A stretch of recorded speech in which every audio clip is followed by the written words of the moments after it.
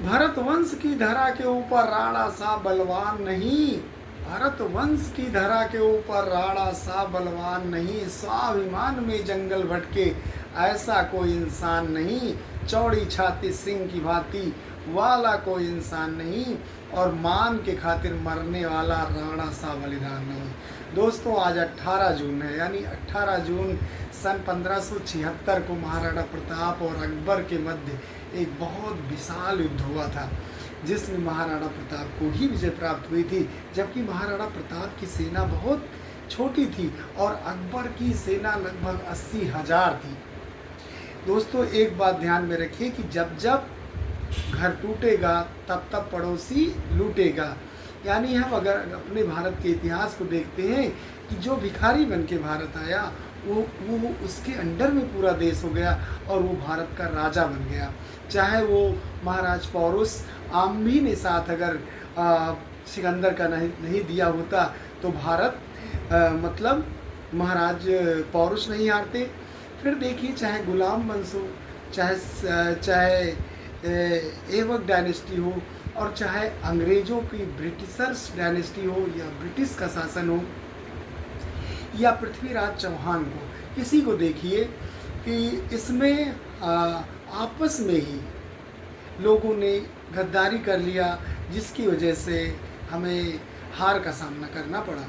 पृथ्वीराज चौहान युद्ध जो 16 बार मोहम्मद गौरी को हराया हो, क्या वो हार सकता है? उसमें जयचंद ने इतनी बड़ी गद्दारी किया था। ऐसे यहाँ पर देखिए 18 जून 1576 को महाराणा प्रताप के भी जो पड़ोसी राजा थे वो महाराणा प्रताप से गद्दारी कर गए, यानी महाराणा प्रताप का साथ नहीं दिए। इसलिए अकबर ने महाराणा प्रताप को हरा तो नहीं पाया, लेकिन ये मान लीजिए कि हार गया महाराणा प्रताप, क्योंकि अकेले पड़ गए। इसलिए महाराणा प्रताप तो बहुत ज़्यादा शक्तिशाली थे, इतना प्रभावशाली राजा थे। उसका कारण था कि वो अय्यासी राजा नहीं थे, बड़े धर्म परायण इनका शासन था। इसलिए इनको कभी अकबर हरा नहीं पाया। अकबर इनके सामने कभी अपने जीवन काल में नहीं आ पाया। इसने स्वयं कहा है कि मैंने जिस राम प्रसाद हाथी को अपने कब्जे में नहीं कर पाया, मैं ऐसे महाराणा प्रताप को कैसे अपने कब्जे में कर पाऊंगा। अच्छा, महाराणा प्रताप और अकबर की मध्य युद्ध होने के कारण देखिए कि अकबर पूरा भारत उसके शासन में था, यानी पूरे भारत को जीत चुका था, लेकिन मेवाड़ उसके लिए किरकिरी बनता जा रहा था। क्यों बनता जा रहा था? क्योंकि कांडला सी पोर्ट से गुजरात से सामान महाराणा प्रताप के क्षेत्र से यानी मेवाड़ से गुजरते थे, तो जो अकबर का सामान मेवाड़ से जाता था उसको उस पर महाराणा प्रताप टैक्स लेते थे। और ये बात वो सोचता था कि पूरा भारत मेरे कब्जे में है और ये कैसे राजा है जो मेरी बात नहीं मानता है। इसलिए महाराणा प्रताप से युद्ध हुआ और बहुत विशाल युद्ध हुआ हल्दी घाटी का, जिसमें उस दिन महाराणा प्रताप की सेना का सेनापति अमर सिंह थे और अकबर के सेनापति बहलोल खान थे। बहलोल खान ने महाराणा प्रताप से कमेंट करके आए थे कि आज मैं महाराणा प्रताप को मार के ही आऊँगा।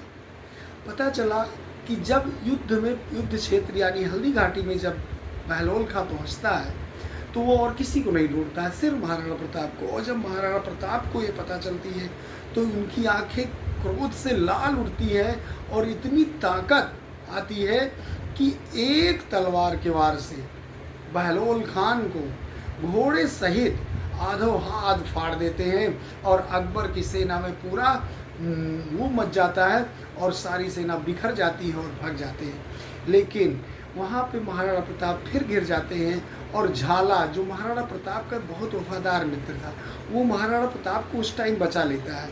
और चेतक का उसी दौरान चेतक का एक पैर कट गया था, जिससे वो महाराणा प्रताप को ले तो गया, लेकिन 28 फीट का नाला पार करने के बाद में चेतक ने दम तोड़ दिया और महाराणा प्रताप बच गए। वहीं पे दम तोड़ दिया और महाराणा प्रताप ने उसकी अंतिम संस्कार किया। तो इस प्रकार एक बात और ध्यान से सुनिए। एक बार इब्राहिम लिंकन भारत दौरे पर आ रहे थे, तो उनकी माता ने कहा कि भैया आप भारत जा रहे हैं तो वहाँ से हल्दी घाटी चले जाना और हल्दी घाटी से वहाँ की मिट्टी ले आना। तो इब्राहिम ने कहा क्यों माता जी? कहा कि वहाँ पे भारत में मैंने पढ़ा है कि महाराणा प्रताप जैसे महान योद्धा हुए हैं और उस मिट्टी से मुझे इतना प्रेम हो गया है कि वहाँ जाना तो हल्दी घाटी ज़रूर जाना और हल्दी घाटी से ज़रूर हल्दी वाली मिट्टी जो अब